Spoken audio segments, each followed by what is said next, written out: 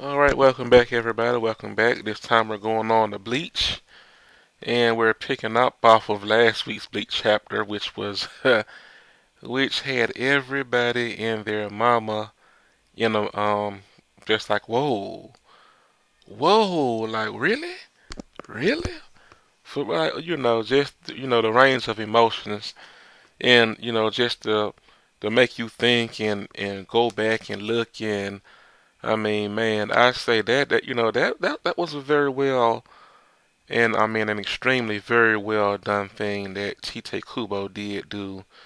And I'm very appreciative of that fact that you going back and looking at the beginning, and also just the thought, okay, like okay, thinking of this and thinking of that, and looking at everybody else's theories, okay, and things just really come together.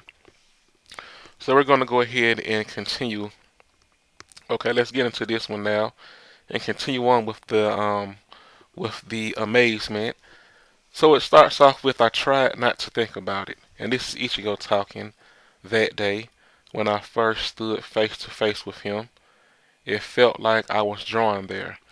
And that goes back to when we see from the pictures against Juha Bak when he just left Byakuya and he threw his sword and it guided him right there to the enemy.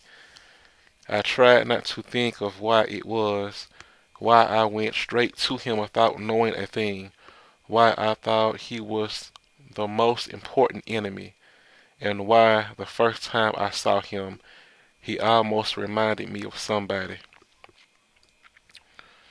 And the name of this chapter is The Blade and Me Too, and this is Bleach 541. And everybody, you can go back and look up in for The Blade and Me. Yes, way back in the first half of Bleach. Way back, I think it was number 66 if I remember correctly. That was the very first one, and this is the second one, The Blade and Me number 2.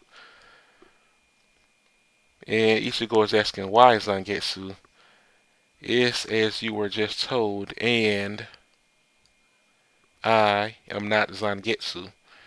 And we see Ichigo's inner world. The buildings are crumbling, obviously, and it's they crumbled into the flood there because it's like an ocean of water in his world, and it's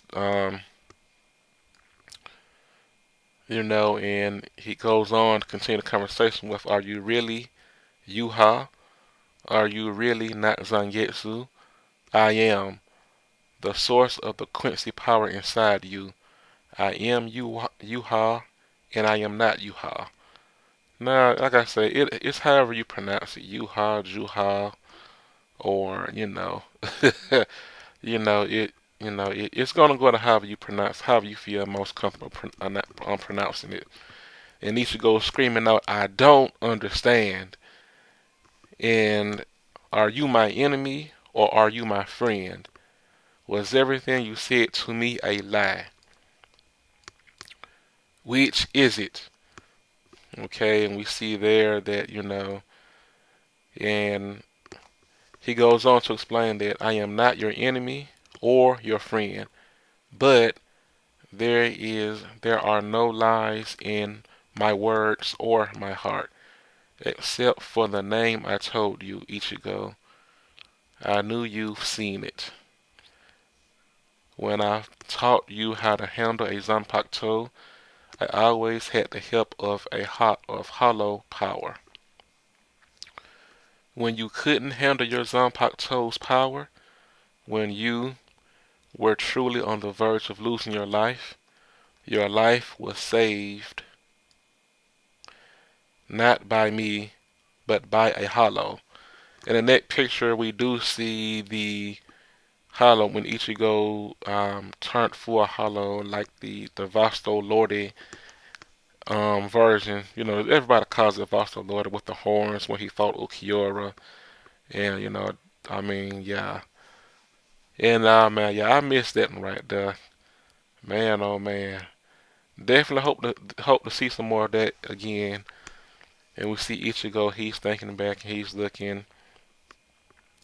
He says, and we continue on with Juhan. He says, I did not want you to be a soul reaper.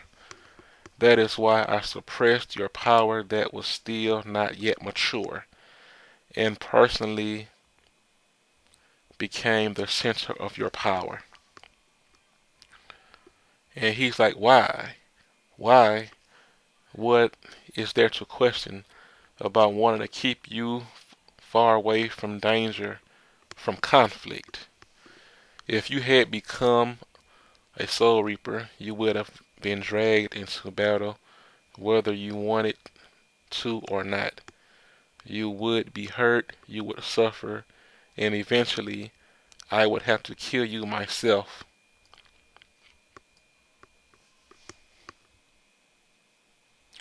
Okay, and we see he moves the cape back from his right side, and it opens up, and you see he has on like a white shirt and black. They're going on with the black pants, and we see this sword that he has, and we see the look on Ichigo's face. The look. Okay, because at least from that initial panel, it looked like he was, from what he just told him, it looked like he was getting ready to attack him. And so you see Ichigo's face and his eyes, and then he clutches his right fist. And we continue on with the conversation. He says, I could not let you be a soul reaper. If you became one, I would have to kill you. That is what I thought. However, you chose the path of a soul reaper. You were given an opportunity. You strengthened yourself through pain and suffering. You traveled down that path with your own free will. As I watched you, I could almost hear my heart wavering. Eventually, my wish of keeping you far away from soul reapers tilted toward helping your decision, and now I almost feel joy in stepping away. And so we see here now that he's beginning to disappear, and he's stepping. Basically, he's stepping away from becoming the center, and he's going to let Ichigo's true powers go ahead and become the center for him from now on. And he says, Ichigo, you've grown strong. I was blessed to get your. I was blessed to watch your growth right beside you.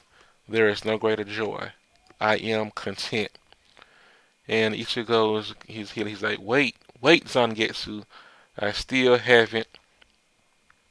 And what we see there, as he disappears, we do see that Yuha, or people have come up with so many different names. They're like Yuha Getsu, or you know, yes, a tear does shed from his eye, and as he finally disappears, he steps back, and we see this sword, which it's either, from this depiction, it looks to be in flames. It looks to be fire or reishi, or maybe but that's just the way it looks. And he goes on. He's like, Ichigo, what you've been using is merely a fragment of your own power that I could not contain.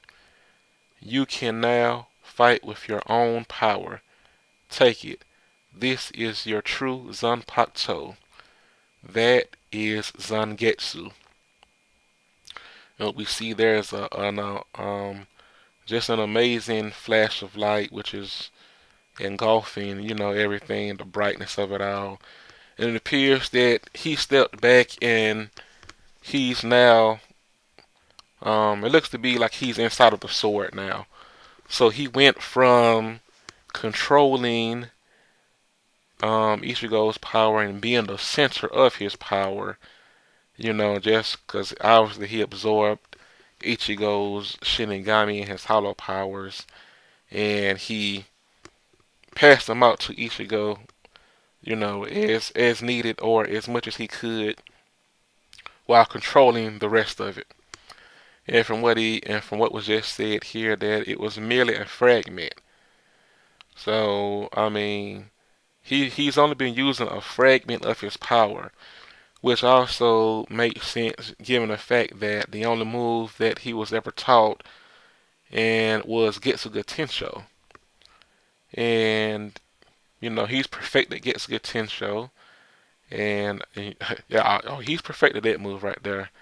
No doubts about that. And also, the fact that he it just goes to the way, he used his Zanpakuto. He wasn't using everything to the fullest ability, to the fullest extent that he could have. From his sword fighting style, you know, because if you go back and look at how the Hollow Ichigo used on Getsu, I mean, it was, like Ichigo said earlier, he's like, man, I never thought of using it this way. Just have the full mastery of everything. So, obviously, what I'm expecting for the next chapter is obviously the Zanpakuto to be revealed, and maybe that, maybe with that flash in his inner world, it'll finish up with Namaya just finishing the forging process, and he gets, or yeah. I think it'll finish off in his inner world, and he gets to meet his, whether it's going to be the Hollow Ichigo or whatever, or everybody find out in a couple of days or so, and from the scans and everybody see. But I expect the forging process to be finished, and obviously, I'm thinking of now. Maybe he'll just have a regular katana, and then he'll have a release. Or he'll have a release name now. Release his Zanpakuto and his Shikai, and then he goes into Bankai. And all of that, because he's in Bankai right now, and he won't be able to go back until his sword is complete. So I do expect him to have not only for his sword to look different, but for him to look different as well. Maybe perhaps clad in white now, prominently in white, because his powers are hollow based, and that's the base of his power. So perhaps I'm expecting white, something along those lines, and also he will learn more. Obviously he can go back and use ginseng now. Just go back, go back into his inner world and learn the full, the fullness of his Zanpakuto. Okay, because just go back, and I'm just assuming because you saw Ishin, and Ishin had fire. He had a fire type Zanpakuto, and also with the Getsuga Tensho. So with Ishin having an ability that was fire based, and just looking at the Shiba clan, and Ganju with the sand and earth and all of that, and I'm expecting Ichigo to have some kind of ability. I'm assuming maybe wind. I don't know. I'm just thinking wind for some reason. So we'll see. So everybody's been waiting on it for a long time. When is he gonna get another move, man? I'm tired of that move, man. Out, man. That's the only thing he do. He need to learn something else. You know, basically is what everybody said. He need to learn how to shoot a zero or something. Zero hop. So obviously, with his powers being in full, with him having full use and access to it now, he have the full knowledge and everything where he can learn and just use everything and perfect, each move as well. So he just got a huge power boost, and actually kind of, he has some similarities with Kenpachi, but it is different. But the fact that they weren't using their true power, this whole time until now. I mean, man, oh man. I bet you Kenpachi can't wait to spar with Ichigo now. Well, anyway, this has been my review of this week's Bleach. Like I say, continuing on with the amazement, and I'm expecting the next one to continue on with the amazement as well. Hope everybody has, have a great week. Enjoy the rest of the week, and that's it. Basically, take care. That's it. Take care, everybody.